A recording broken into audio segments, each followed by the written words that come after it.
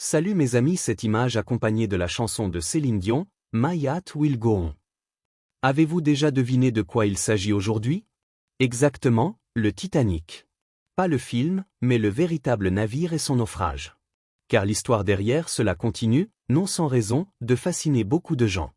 Un navire si grand qu'aucun autre auparavant, et soi-disant insubmersible. Et un iceberg qui causera la perte de ce navire. Qui étaient les passagers du Titanic?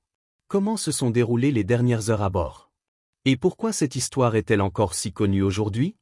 Nous vous fournissons les informations les plus importantes à ce sujet dans cette vidéo. 10 avril 1912. Dans le sud de l'Angleterre, le Titanic quitte le port de Southampton.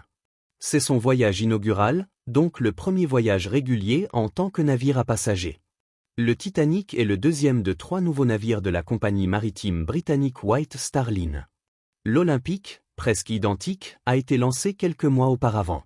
Un troisième paquebot, le Britannique, est encore en construction. Lorsque le Titanic entre en service, il est le plus grand navire du monde. Au début du XXe siècle, un voyage en mer est la seule possibilité de traverser l'Atlantique. Les grandes compagnies maritimes européennes et américaines sont alors en forte concurrence. La White Star Line mise sur une stratégie bien à elle avec ses 3 nouveaux navires. Les 3 paquebots ne sont certes pas les plus rapides, mais ils offrent un luxe jamais vu auparavant. Ils promettent ainsi une traversée la plus confortable possible. Le Titanic a des escaliers en bois richement décorés, les salons sont ornés de vitraux, de stucs et de rideaux de soie. De plus, il y a à bord, entre autres, un bain turc, une piscine et une salle de gymnastique. Pour le voyage inaugural du Titanic, des membres connus de la haute société internationale ont réservé en première classe, dont plusieurs Américains comme l'entrepreneur et propriétaire d'hôtel John Jacob Astor avec sa seconde épouse Madeleine. Ou l'homme d'affaires Benjamin Guggenheim. Margaret Molly Brown, âgée de 54 ans, voyage également en première classe. Elle et son mari ont amassé une fortune considérable grâce à des entreprises minières. De plus, Margaret Brown est connue pour son engagement actif en faveur du droit de vote des femmes aux États-Unis. La cabine la plus chère en première classe coûte environ 125 000 € en valeur monétaire actuelle. Cependant, il existe aussi des billets de première classe qui ne coûteraient aujourd'hui que environ 4 400 €. Ceux qui veulent quelque chose de moins cher choisissent la deuxième classe. On y rencontre, entre autres, des enseignants, des ecclésiastiques ou des commerçants. La troisième classe est finalement réservée surtout par des émigrants d'Europe. Ils veulent se construire une nouvelle vie aux États-Unis, tout comme, des décennies auparavant, certains ancêtres des millionnaires américains qui savourent maintenant le luxe de la première classe. Parmi les voyageurs de troisième classe se trouve Ole Abelset. Ce Norvégien de 25 ans a déjà émigré aux États-Unis il y a environ 10 ans. Après une visite familiale en Norvège, il entreprend maintenant le voyage de retour avec son beau-frère et un cousin. Mais même un billet de troisième classe coûte environ 935 € en pouvoir d'achat actuel. Au total, environ 2200 personnes, passagers et équipage, se trouvent à bord. Cependant, le Titanic aurait en réalité pu transporter environ 1030 passagers en première, 510 en deuxième et 1020 en troisième classe. Il y aurait eu de la place pour plus de 1000 passagers supplémentaires. Le navire n'est donc pas plat. Heureusement, comme nous le savons aujourd'hui. 2 jours après le début de son voyage, le Titanic se trouve au milieu de l'Atlantique. Peu après 9 h du matin, le radio Jacques Phillips reçoit le premier avertissement de glace de la journée. C'était prévisible. C'est le printemps. En raison du changement de température, de nombreux icebergs dérivent du Groenland vers le sud. Déjà peu avant le départ, il y avait eu des signalements de nombreuses observations de glace pour la saison. Phillips fait apporter l'avertissement de glace au pont.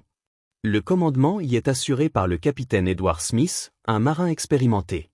Outre l'énorme responsabilité habituelle, une double pression supplémentaire pèse sur lui. D'une part, la pression du temps, car une arrivée tardive, justement lors du voyage inaugural, nuirait à la réputation de la White Star Line. D'autre part, les soutes à charbon du Titanic ne sont remplies qu'à environ 2/3 en raison d'une grève des mineurs en Grande-Bretagne. Smith ne peut donc pas se permettre de grands détours. Ce jour-là, le Titanic reçoit plusieurs autres avertissements de glace. Le capitaine est parfaitement conscient du danger. Le soir, les hommes de vigie reçoivent l'instruction explicite de surveiller particulièrement les icebergs et les plaques de glace. Smith ne fait cependant pas réduire la vitesse du Titanic. Tard dans la soirée, un dernier avertissement de glace atteint le Titanic. Le Californian, situé à proximité, signale qu'il s'est arrêté parce qu'il est entouré de glace. Comme le Californian est proche, son signal est inhabituellement fort. Jack Phillips, le radio du Titanic, est furieux. Il répond par radio qu'il devrait bien vouloir se retirer de la ligne. Car il est occupé à transmettre des messages privés des passagers. Le dernier avertissement de glace n'atteint pas le pont du Titanic. Peu avant minuit, cela se produit. Soudain, un iceberg surgit de l'obscurité et le Titanic fonce à toute vitesse sur lui. Lorsque la vigie reconnaît le danger, il appelle immédiatement le pont.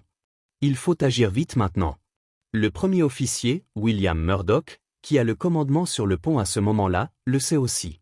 Il donne immédiatement l'ordre d'éviter l'obstacle et de ralentir le navire.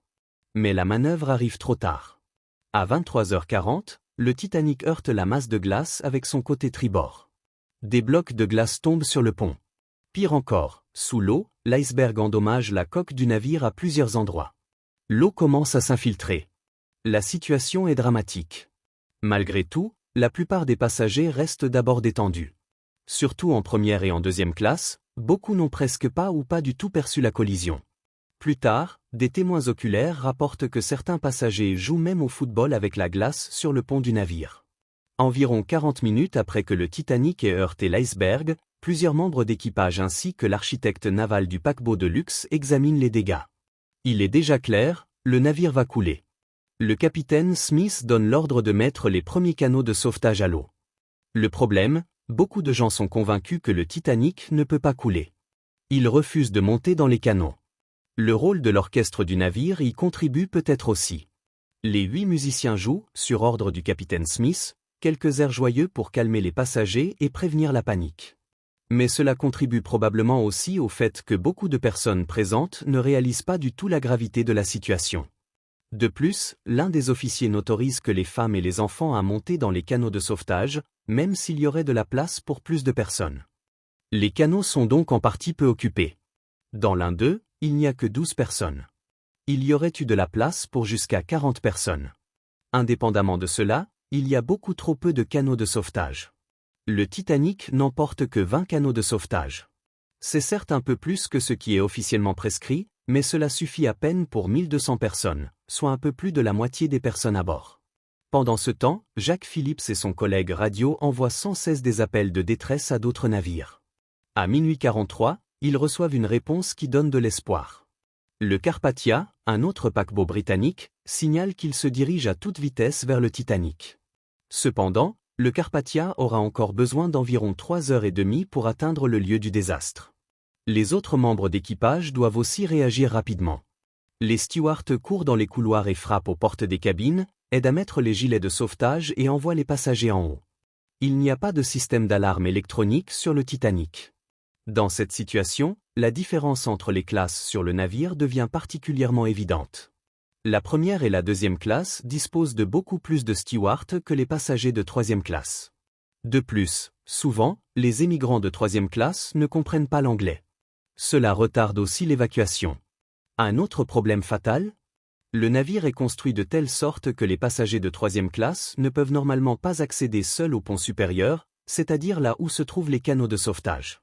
La loi américaine sur l'immigration stipule qu'ils doivent être séparés des autres passagers pour se protéger des maladies. Ainsi, le Norvégien Olo Abelset décrit plus tard que certains passagers de troisième classe grimpent sur les grues du navire pour monter. Margaret Brown, elle, est assise dans le canot de sauvetage numéro 6, qui quitte le Titanic vers 10h15. Auparavant, la riche américaine a aidé d'autres passagers. Dans les minutes suivantes, les canots de sauvetage restants sont mis à l'eau les uns après les autres. Déjà peu avant 1h, des membres d'équipage avaient commencé, sur ordre du capitaine, à tirer des fusées éclairantes dans le ciel. De plus en plus de gens réalisent alors qu'ils sont réellement en danger. Des scènes dramatiques se produisent. Des femmes doivent laisser leur mari derrière elles. Des enfants sont séparés de leurs parents. Souvent, c'est un adieu pour toujours.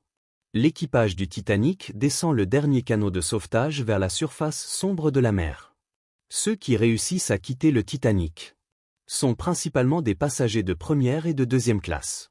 Alors qu'environ 60% des voyageurs de première et environ 40% des voyageurs de deuxième classe sont sauvés, seuls environ 25% des passagers de troisième classe survivent. Vers 2h20, tellement d'eau de mer a pénétré dans le Titanic qu'il s'incline de plus en plus vers le haut avec sa poupe.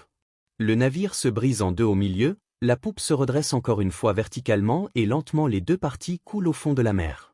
Le passager de troisième classe Olo Abelset reste à bord presque jusqu'à la fin. Ce n'est qu'au dernier moment qu'il saute à l'eau avec son beau-frère et son cousin. Ses deux compagnons meurent.